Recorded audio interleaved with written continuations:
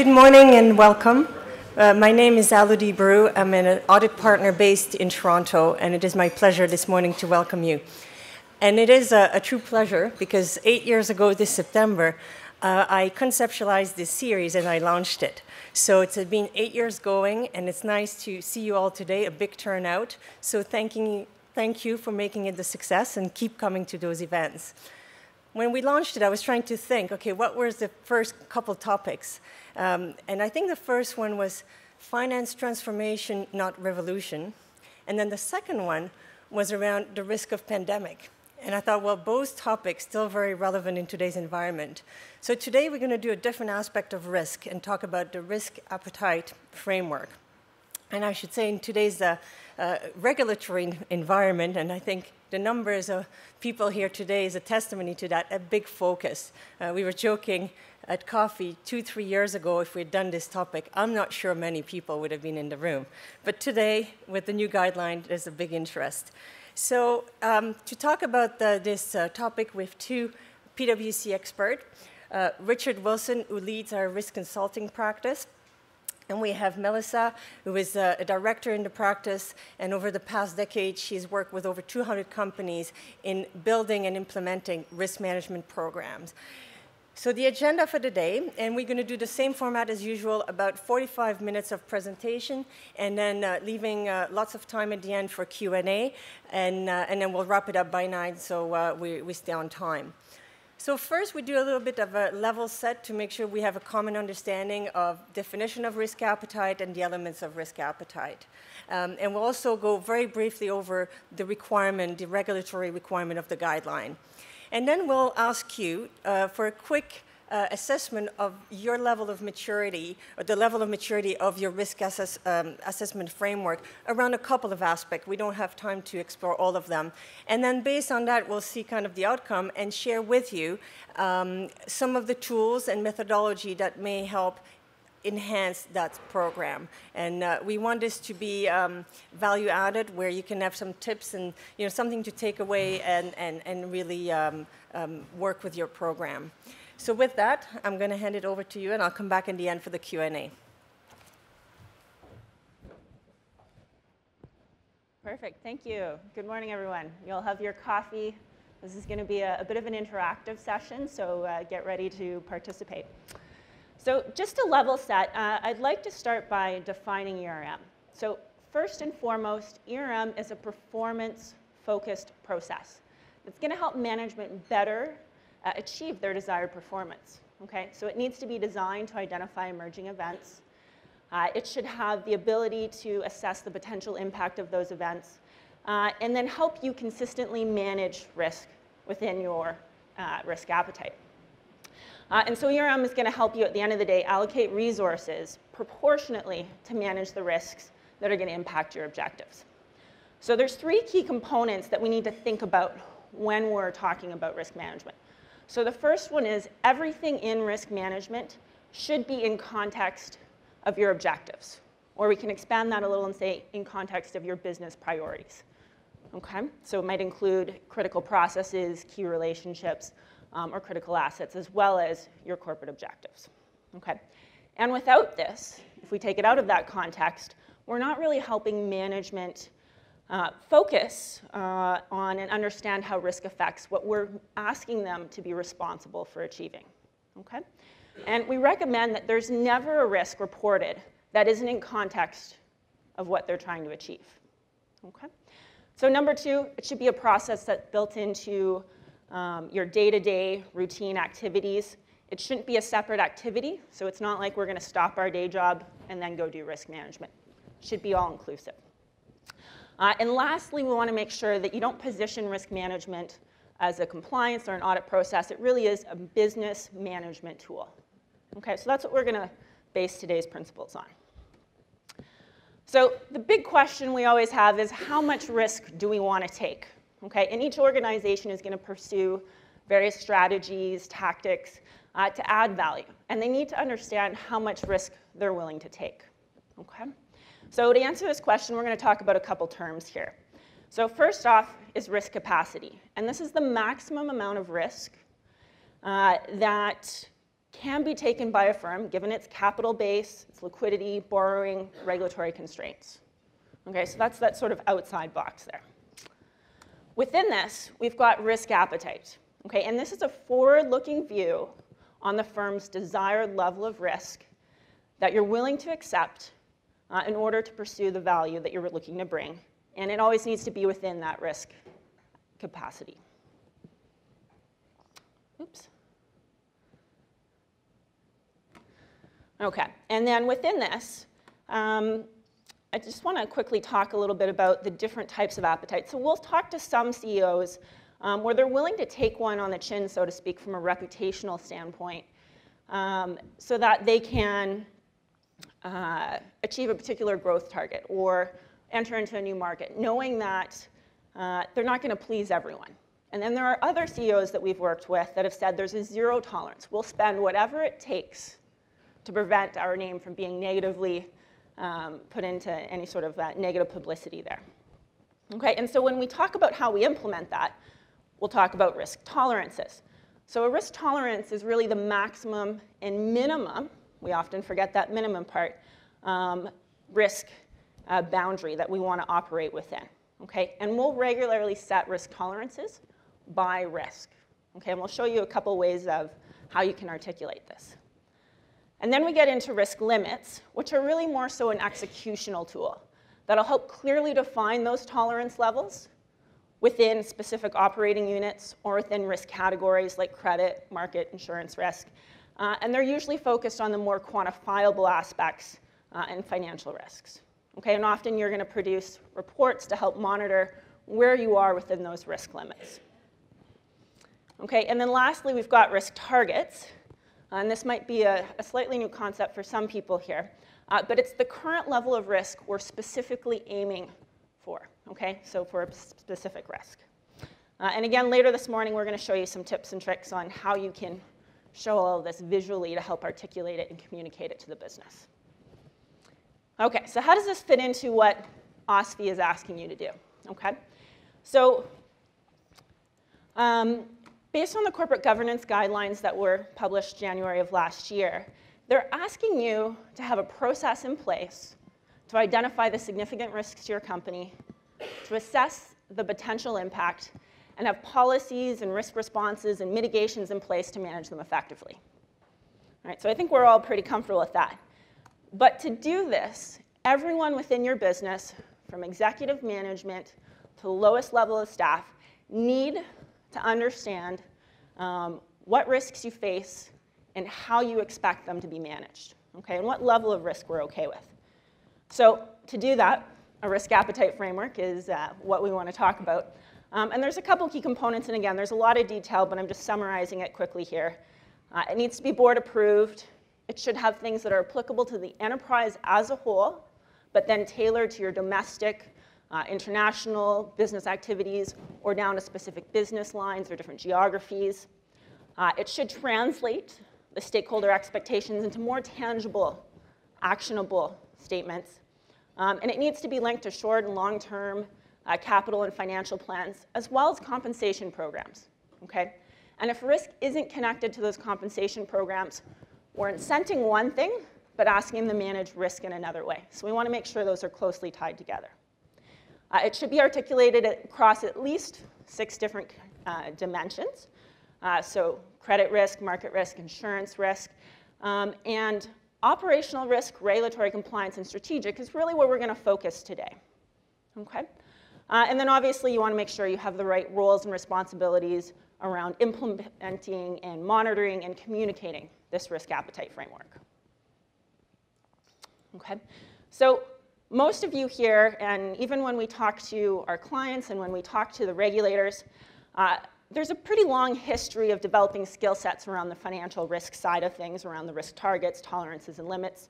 So again, just to move forward, we are going to focus more on the operational, compliance, and strategic type risks for the rest of this conversation. So on that note, let's take a look at a couple objectives that we might have. Okay? So for those of you in the audience, you might be trying to increase your market share. Okay? We might have some certain profitability goals you're looking to attain, or we might be trying to launch new products. Okay, so those might be things that, as a whole, your company might be looking to achieve. So let's consider some of the operational compliance and strategic risk events that could impact those. Okay, so you could have a major cybersecurity incident or a system failure that's going to prevent you from your market growth targets. Okay, so from getting there. You might have changes to the competitive landscape or M&A activity that's going to affect launching a new product. Okay, and they might, your competitors might get there first. Or you might have additional regulation or fraud or business continuity failures that could impact your profitability by increasing costs. Right? Those are all the types of things that we're talking about. And for some of you, we might not have thought as much about those and how we manage and talk about the appetite for them or what our tolerance or targets are. So now that we're in the right mindset and we know roughly what we're thinking about, we want to have a little bit of fun here. So we're going to do a quick self-assessment. So if everyone can grab your keypads, we're going to ask you to rate yourself and your company, not on the financial risk management side, but more on the operational side, across 7 different components in this risk management framework. Okay? And these 7 components are most closely related to the entity's risk appetite. Okay? So we're going to ask you to vote from 1 to 5 on the scales, and I think on page 11 is where they start, so we've got a detailed set. We do this a lot with companies. We've got these risk assessments or maturity assessments going on a regular basis, so we've tried to simplify it to fit it into a short time, so bear with us here. Okay, so on to the first one. So I think so everyone, page 11, we've got that? Perfect. So in terms of the role of the board, we want to understand where you are and how involved the board is in risk management. So if the board provides no explicit risk oversight or governance around risk, you'd select 1. Okay? If they have a narrow focus, maybe just on financial risk, or they're not sure or a little inconsistency in what they do, you'd press 2. If they have a basic process for risk review, press 3. And if they have a more advanced process and even a framework to help with decisions for risk review, and you're starting to get into actually having a risk committee on the board, we'd say that's more of a level 4 maturity. And the last one is where you've got a frequent dialogue between management and the board on emerging and existing risk events and how you're going to address them, so the risk action plans or responses between management and the board. You'd press a 5. So go ahead, everyone. You can vote. Testing. There we go. So reassure you, this is anonymous. And if you want to trade your keypad to the person beside you, you can. That's OK. Garage doors are opening up all around the area, things like that. There you go. Pretty good. OK. And we'll talk a little bit about the assessment after. OK, so the role of management. Again, fairly similar, but they have no explicit role in ERM. They don't think or talk about it. Hopefully that's not the case. There's an unstructured or inconsistent manner to addressing and reviewing risk. Number 3, you'd press if you have a structured process and framework to review risk within the departments. Number 4, if you have a structured process and framework to review risk, and you're making resource allocation decisions based upon the risks that you're managing. And you'd press 5 if you have a risk process that's directly tied into capital allocation, and all of your business decisions are based upon what your risk appetite is.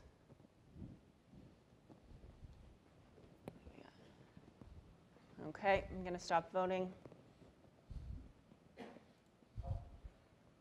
OK, so that one's a little bit different. OK, so then let's talk about risk appetite specifically. So is risk appetite discussed or set at all? If it's not, press a 1. If you talk about thresholds in certain areas of the organization, maybe the financial risk thresholds, you might press 2, but it's not formally defined as risk appetite. Number 3 would be you're discussing risk thresholds and targets and things like that in most areas, but it's not, again, formally labeled as risk appetite. Press 3. if you finally have a set appetite, it's approved by the board, and it's influencing decisions, probably a couple times a year, and mainly in that strategic planning process, you'd press a 4. And if it's set by management, approved by the board, and frequently influences decisions throughout the year in all management conversations, you'd press a 5.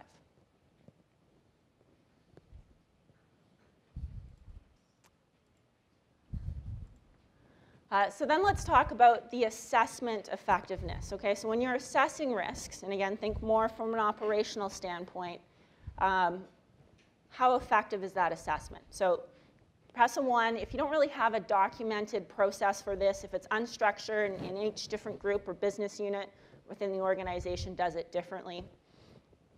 You press 2 if you have still ambiguous criteria. So you're using a high, medium, low to assess risk. And it's not consistent throughout the organization. There might be some transparency, but it's not really collaborative or fully transparent. You'd press 2. Give yourself a 3 if you've got defined single dimension criteria. So we might have impact where we're just considering financial impact, but not yet operational, reputational, that type of impact. And hopefully the assessment would be collaborative, a little bit more transparent, and it's pretty similar across the different business units or departments. Give yourself a 4 if you've got a multi-dimension impact criteria. So again, you're considering everything now, so financial, reputational, operational, maybe strategic, different types of impact there. And you've got a collaborative assessment process where you're involving many people, and you've got a similar process used across the board. And then a 5 would be that you've got not only multi-dimension criteria, but you've got some extra ones like velocity or the ability to manage or a trend that you're starting to assess around risk. And you've got a very collaborative and transparent process that's used across the board. Okay, last couple of votes.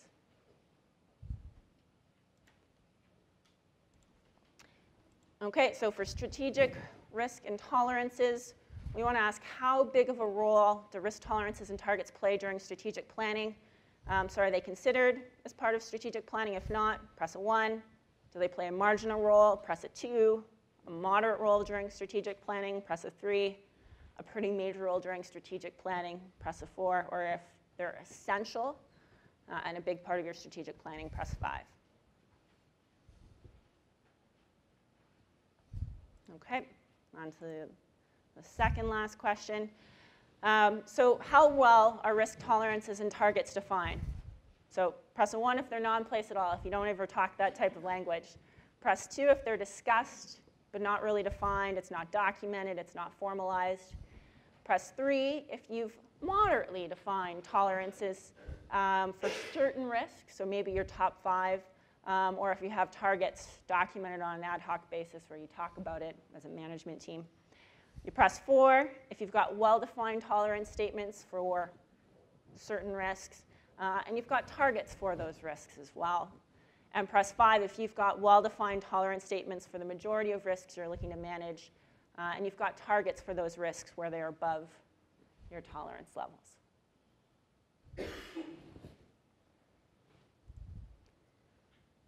Okay, and the last one we've got here is what is the awareness of risk targets, tolerances, and appetite within your company? So if the majority of stakeholders are not aware of risk appetite, tolerance, or targets in relation to, again, your operational, strategic, compliance type risks, press a 1.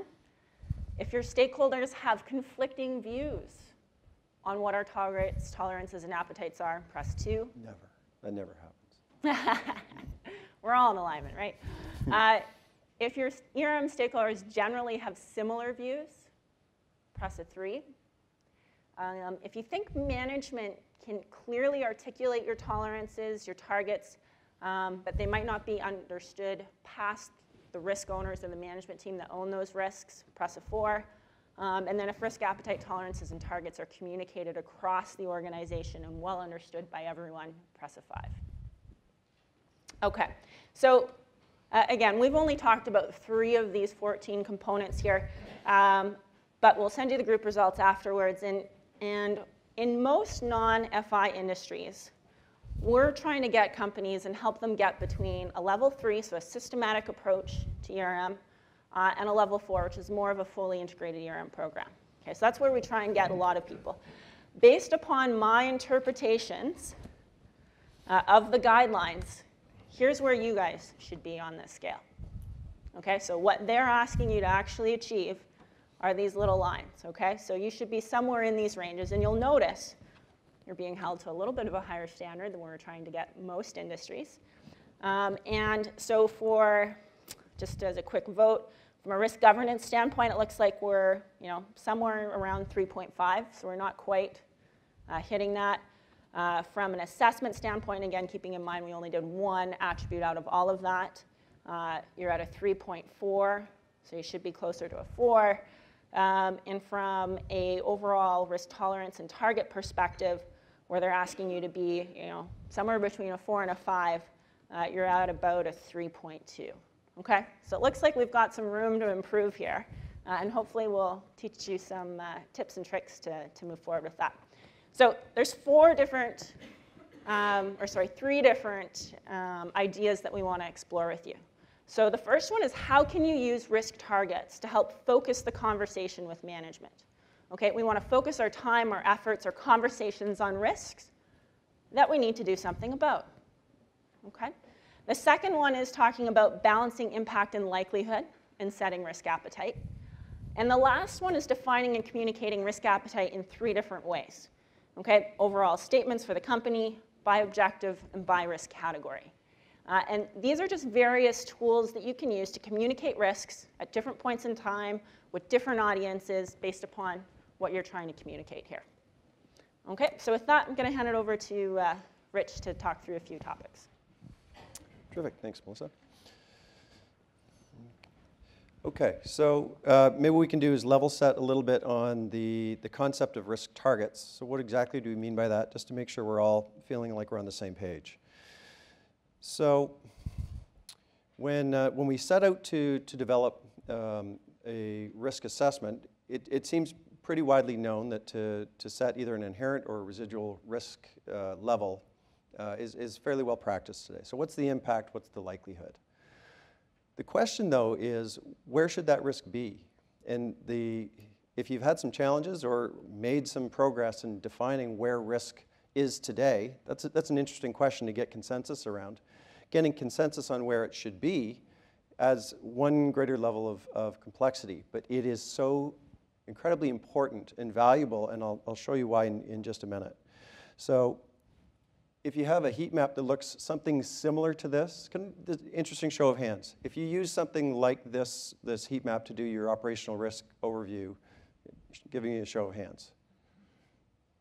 Okay, so when I factor out a couple shy people, it looks like a little more than half the room. So this is a very common way that people will assess where their risk is. So risk target says you might own a risk that's, or you might have a risk that's, excuse me, at that level, but where do we want that risk to be? Now, I've had risk owners say, so when I get it down to a 1 and a 1, then is my work done? And frankly, if they're not given any more guidance on that, that may be a legitimate expectation of theirs, but we may not certainly want to get there. So a risk target simply says, where would management find that they have a level of comfort or satisfaction that the risk is in an appropriate place? And that may very well be a 1-1, or it may be, in this case, we're saying the impact is a 3 and the likelihood is a 2. And we can get into some detail about how you define those levels. But what it says is we need to try to move this risk from its current state to a desired state. So similarly, the way that we give people performance plans and we say, here's what your performance should look like and the targets you're going after and how we measure that success, so too should we do the same in risk management. Oftentimes we'll say, go manage risk, which is, when you think about it, actually a very ambiguous exercise for somebody. And so sometimes the stance will be they step back. So risk target helps them to understand where they should take this risk and how management suggests that they get there. Okay? So here's another way that we often demonstrate or report on risk. So if this may look familiar, and if you're in the back, you may not be able to read on the screen, but you can take a look at some of the risks in your handout. But this is what we would call a typical top 10 list. And many times we see organizations who satisfy management's or the board's request, which is show me my top 10 risks. So it's a reasonable request. The question, though, is, are these really your top 10 risks? So intuitively, you'd say, well, sure. We put lots of smart people around the table, and we've discussed and assessed these risks, and here we are. So if that looks familiar, then let me propose a way to think about this in a different way, because sometimes we'll see management say, don't we know this already? Like, are we doing this already? Tell me why this complex process that you're taking us through is generating incremental value. Because frankly, management, there's a lot of smart people on that team, and they may already know where their risks are, intuitively understand their risks. And they wouldn't be wrong. So if we're going to propose top 10 risks, here's what I'd suggest. If anybody in the management team says, don't we know this already? What they're really saying is, in my opinion, is, aren't there a certain number of risks here that I wouldn't manage differently tomorrow than I do today? It really took us a while to figure this one out. But when I said to the management teams, is that really what you're saying? They're saying, yeah. I mean, we understand a lot of these risks and we manage them. They're big, and sometimes large risks you can't get down to small levels. We just have to tolerate a certain amount of risks. But we're aware of them and we understand them. So here's another way that I would encourage you to think about either reporting your risks or requesting that your risks be reported. If you assess impact and likelihood, they're important questions, but there's a third equally important question that we should ask. That is, would you manage the risk differently tomorrow than you do today? Is that the desire of management? And when we ask that question, we can use risk targets to understand that. Now you see we can agree on where the risk is today and where we want it to go. So if we say, is the risk at target? Is there a slight variance between where it is today and where you want it to go? Or is there a significant variance? This is what the same list of risks looks like. So you'll notice before, if I go back, the top 6 were red and the bottom 4 were yellow. Now all of a sudden we're seeing that the 4th one is green. Why is that? Does that make sense? Well, it does if we're asking or answering this third question, which is, would I manage this risk differently tomorrow if I could? So we're saying a large-scale IT system implementation failure.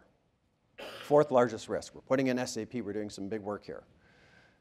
The question is, inherently, that risk is high. When you put in those systems, there is inherent risk around those, unless you're hiring PwC, but that's a different question. It's a big risk, right? And they're going to do everything that they reasonably can do to get that job done, but then at some point, they have to assume a certain amount of risks and push forward. So they might say, we think we're putting all the effort around this that we reasonably could. Yes, it's high. Let's move on. So you can see the frustration that sometimes management will feel because they're saying, you're putting this list of risks up there, but I'm aware of them. And frankly, some of them I wouldn't change. The number 8, the M&A activity harms the core business. High risk. So bottom line is, when we show this to management, they say, yes, now you're reflecting the risk profile as we see it. You're speaking our language. It's a fundamentally different way of showing it. And you can show them both scales. This is when I usually find that their shoulders drop and they get into a dialogue about now, how do we manage the risks we really want to address, and how do I communicate to the board risks that we think we're going to say we've satisfied, how they're close to target. Okay? So there you go. I think this is a really interesting way to get at discussing and managing some of these risks in a different way. Okay, very quick case study on this. We sat management down at a fairly large company, billion-dollar-plus company, and we said, where do you see risk appetite? At that point, they said, look, we use risk impact scales. We want to use that. We're familiar with them. So let us use those risk impact scales to judge where our risk appetite is today. Fair enough. We did that. Then we went out to the front lines, and we reviewed specific risks within the organization, and we said, what's your risk tolerance? What's the upper and lower range of where you think that risk should reside for you to manage the business to meet the expectations of your performance plan? So we did those in 2 separate rooms over about a month and a half. And they were really in-depth conversations with the risk owners. So we really had a good sense of where they were. Then we compared the 2. Any ideas what would happen? I'm seeing a couple smiles. So not surprisingly, the tolerances for individual risks were almost always above risk appetite. the range within which, certainly the upper range of the amount of risk somebody believed that they needed to take to manage the business effectively was higher than management's risk appetite. So we've got an incongruence here. So first of all, it's important to understand that. But second of all, how do we navigate through that? Right? Kind of an interesting way to go. Melissa will explore exactly that question with you in just a minute. So here's some thoughts I'll just leave you with as we go through that. When you're determining appetite, what matters? If this is an important question that we want to create a common language and dialogue between management and the board, how big is the risk? This is the first question everybody asks. How big is it? What's the impact of the risk if it happens? That's the intuitive appetite question. But the second one we have to think about is that in the context of likelihood. If we don't think of the two together, we're only looking at one dimension. And it will quickly set risk appetite typically lower than where we want it to be. So the question, should we look at both? We would suggest absolutely you should. I'll turn it back to Melissa. So let's explore this a little bit further here. How many of you have an impact scale that looks like this? So based upon the maturity, we had a couple people who were more one dimension. Does anyone have something that looks like this? Okay, we see this in a lot of industries that are dealing a little bit more with the operational side. And what we'll notice is you might actually articulate. So we've highlighted a couple boxes here. So we want a 3 for financial impact. That's our appetite. You might say 3 for operational, and maybe reputational. We've got a low appetite there, right? So we see this a lot. We'd argue that if you actually show this and you start to graph this from a financial perspective, what you're saying is you're comfortable, or this company here, hypothetical company here, is comfortable with up to a $50 million financial impact or loss next year. We're almost guaranteed to have that. And I don't think that's quite what they're saying, right? They want to manage risk. So let's look at that a little bit differently. So if we factor in likelihood, what you might want to do is actually go through and say, okay, is there any time when we're comfortable with a $200 million plus impact? So at no likelihood, okay, for sure.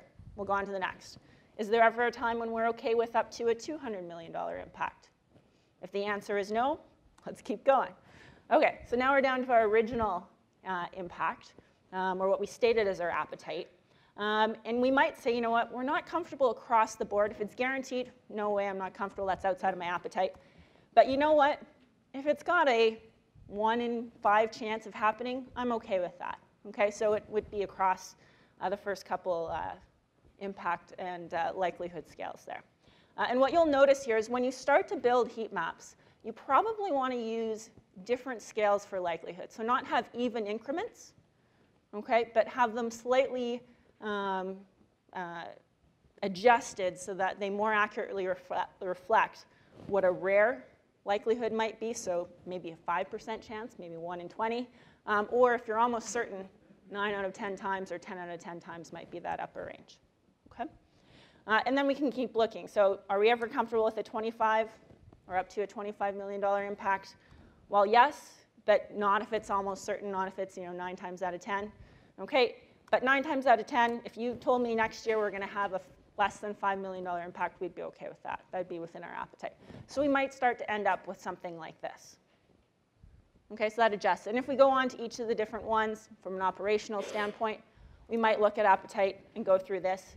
And we might actually say, you know what, if it's not guaranteed, we're going to be okay with a little bit of a higher operational impact and some significant operational issues that we can address, but only if they're not very likely, right? So we'll end up with a higher appetite than what we might have originally stated. If we go back to our original stated appetite, maybe up to 50% of the chance of the time, we'd be okay with that. And then down to the bottom, we'd be okay with maybe a 1.5, 100% of the time. Okay, so if we put this all together, and you don't have to do this, but this is just to illustrate a point. So if we look at operational, we look at financial, and we've got our risks plotted against all of this. What we're going to see is risk 2 and 3, we're comfortable with. They're within our appetite. We're okay with them. Risk 5, that's only within our operational appetite. So if it's a financial risk or has a large financial impact, we'd want to bring that down. We'd want to adjust it. And then risk 1, 4, and 6, well, those are outside of all appetites that we've talked about. Okay?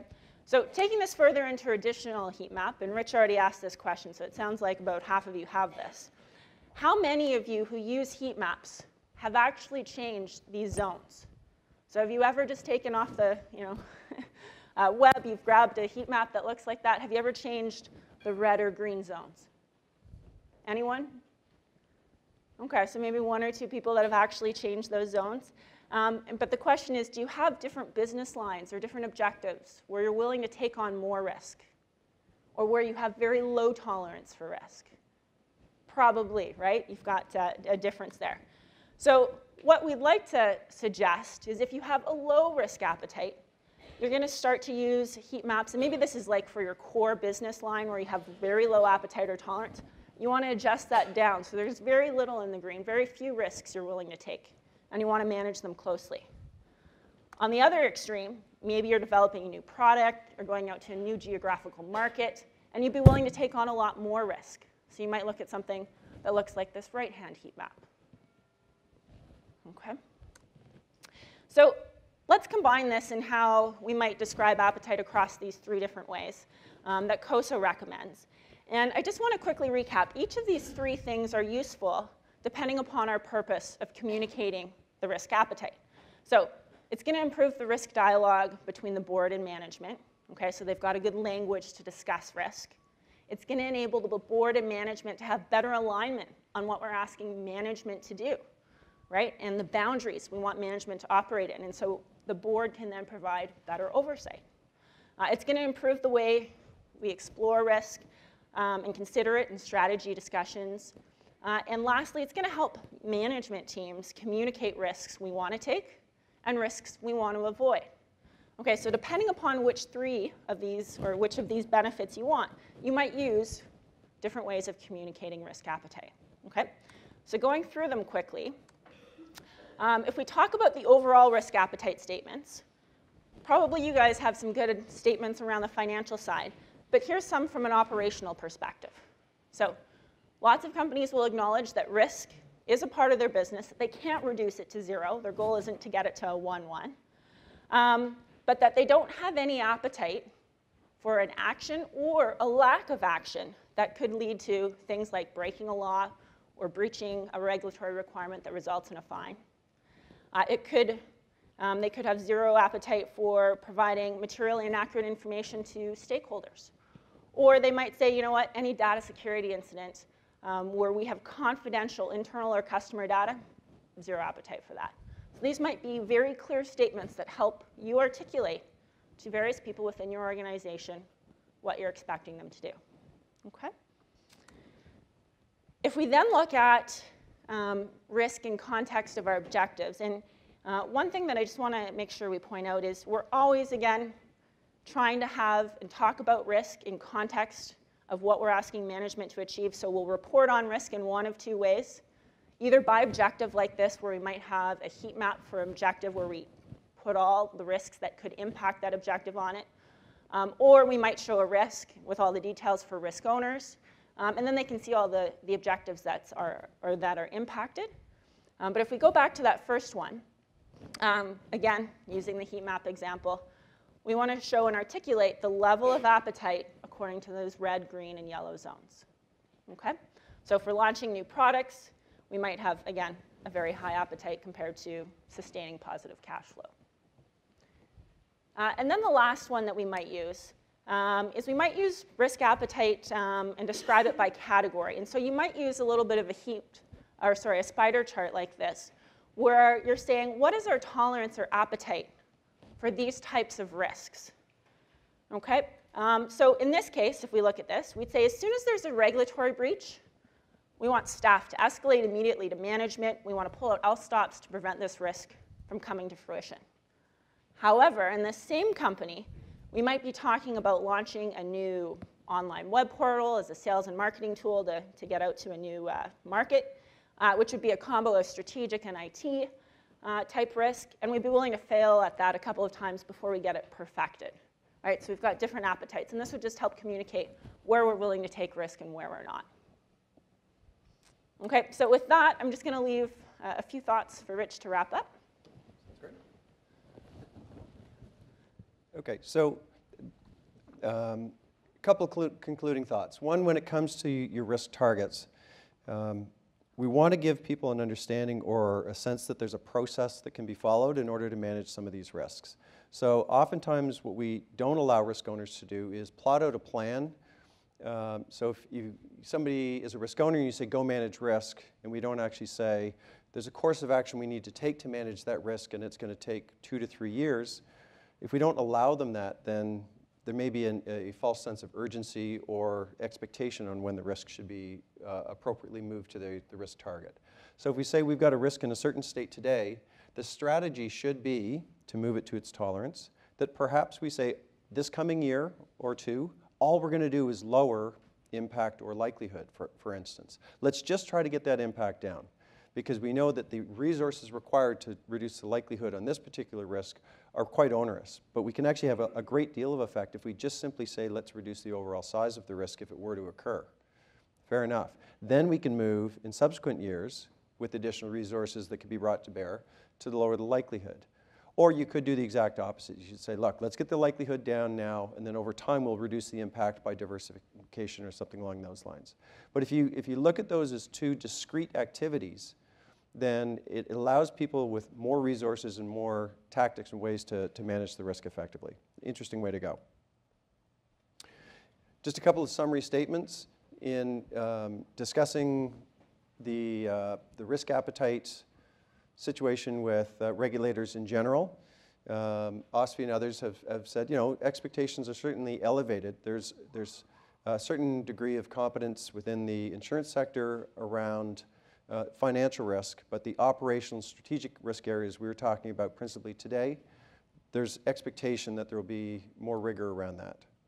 Second of all, risk targets, as you've seen, we see as a very important aspect of your risk management program to clarify where you're taking certain risks and which ones you're not moving, also equally important. Risk appetite, as you saw in Melissa's last dialogue, must look at the combination of impact and likelihood. Without those two variables at minimum, we're only looking at it in a single dimension, and it will cause confusion or frustration. And fourthly, risk appetite is a categorized level of risk. So if you look at different risk categories within the business, we should be able to adjust appetite appropriately for those different areas. Those are the 4 thoughts we'll leave with you. Ali, over to you. And we'll just open it up right away for Q&A.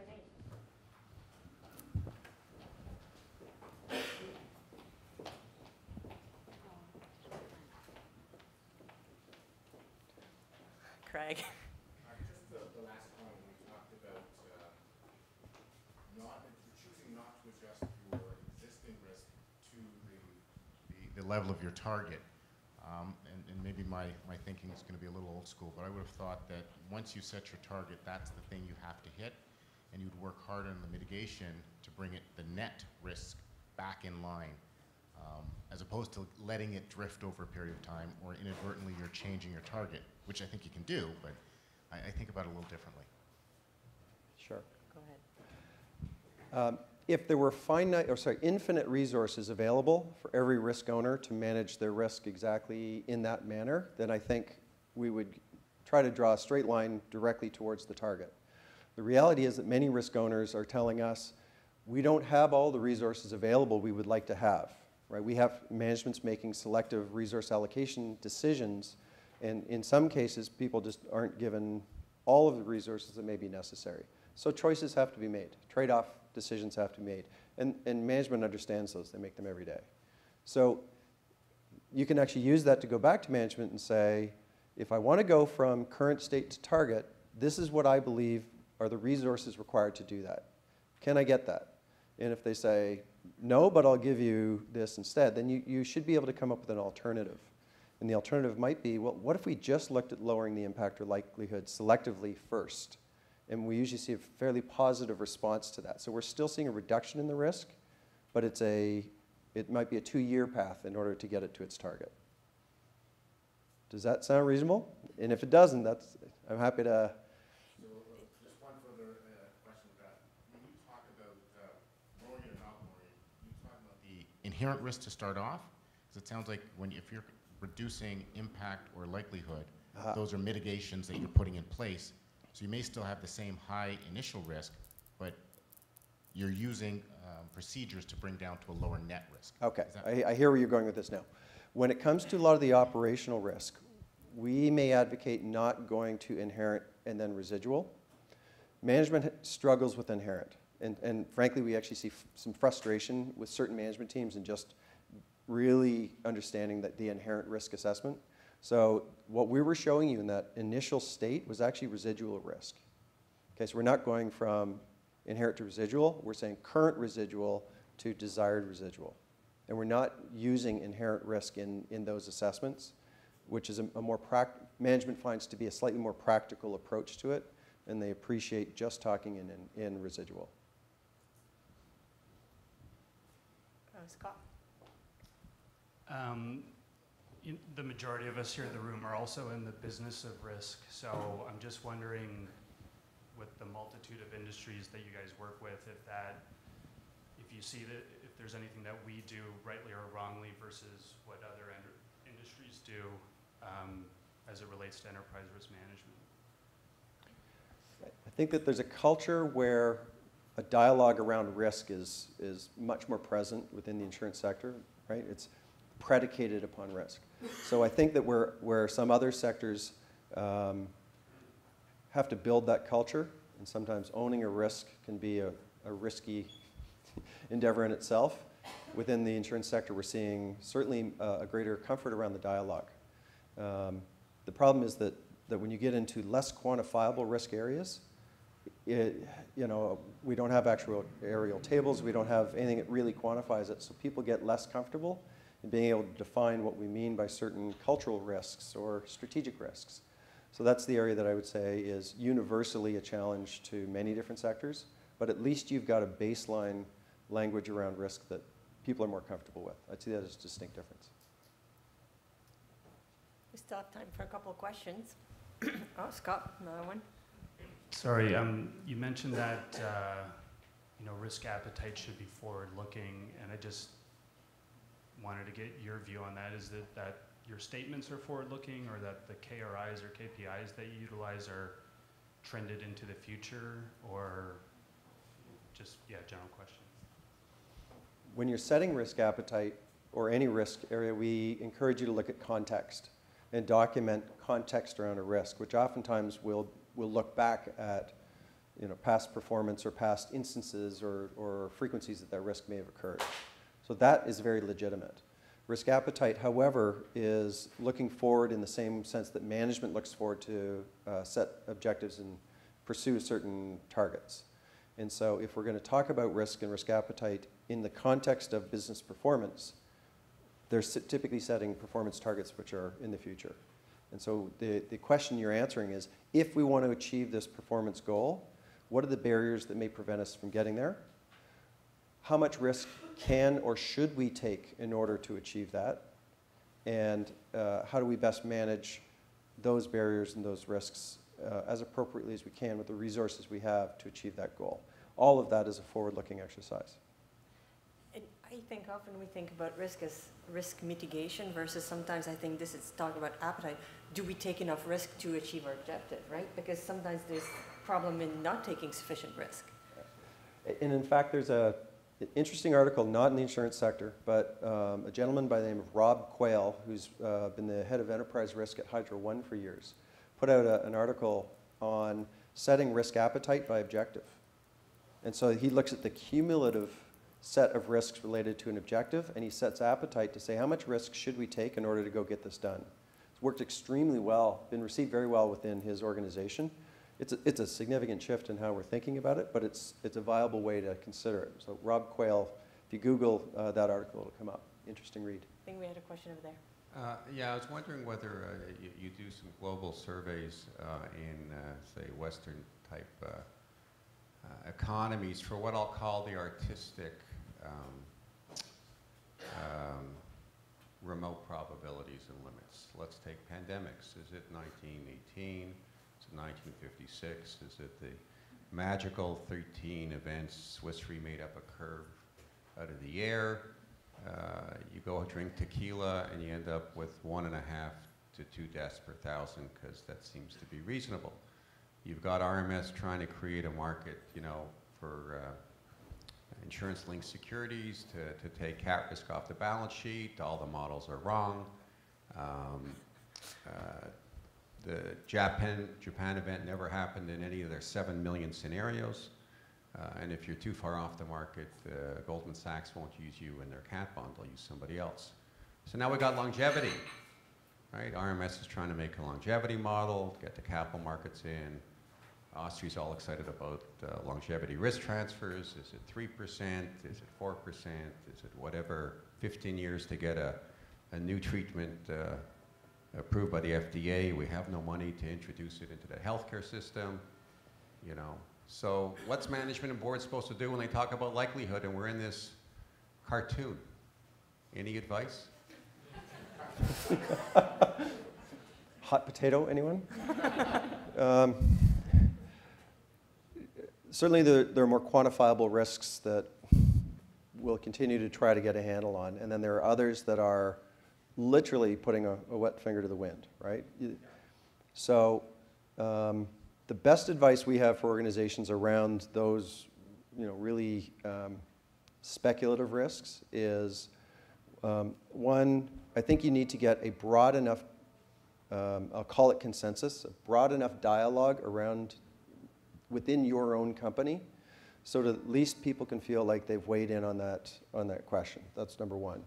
And the second would be, we're encouraging risk leaders to develop environmental scans around specific areas of risk and present that to management and the board that says, if we don't have enough empirical evidence out there, we're going to go and conduct some of our own analysis and come back and say, when it comes to pandemic, you know, here's what we're seeing to educate you in order to make some of these decisions.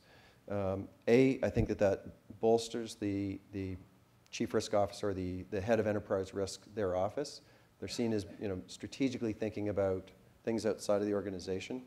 And B, it brings a practicality to management's discussion. Will we quantify some of those risks? I don't think so. But you need to give management enough confidence in how they're making that decision that at least they feel like there's consensus around it. If there isn't consensus, risk owners tend to back away from them. That's my best advice on it right now.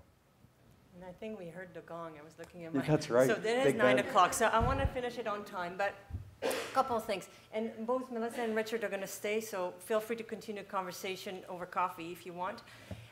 Please give us your feedback, especially around topics. The next date for our EyeOpener in December is December 4th, and we're still, we haven't quite landed on the topic yet. So if you have any idea and be specific, it's helpful. With that, I want to thank you for coming. On the way out, don't forget to leave your little voting device. And thank you to both our speakers. I think it was lots of good information and certainly food for thought. So have a great day.